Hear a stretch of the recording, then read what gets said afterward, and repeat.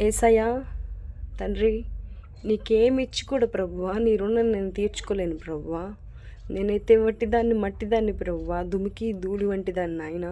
నీ కృపచే నా కుటుంబాన్ని పట్టుకున్నావు ప్రభువా. మాకు తగిలిన గాయములను కట్టి నూతనమైన మనసు మాకు దయచేసి నాయన మీరు వాక్యంతో మాతో సూటిగా మాట్లాడి ప్రభువా, మీరు రాకడ అతి సమీపంగా ఉంది కనుక అయ్యా, ఎత్తబడే పరిశుద్ధుల గుంపులో మేము ఉంటూ సహాయం దయచే తండ్రి.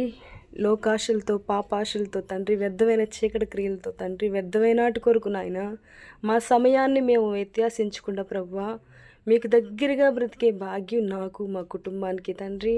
అయా, నువ్వు సృష్టించిన ప్రతి ఒక్కరికి నాయన దయచే తండ్రి.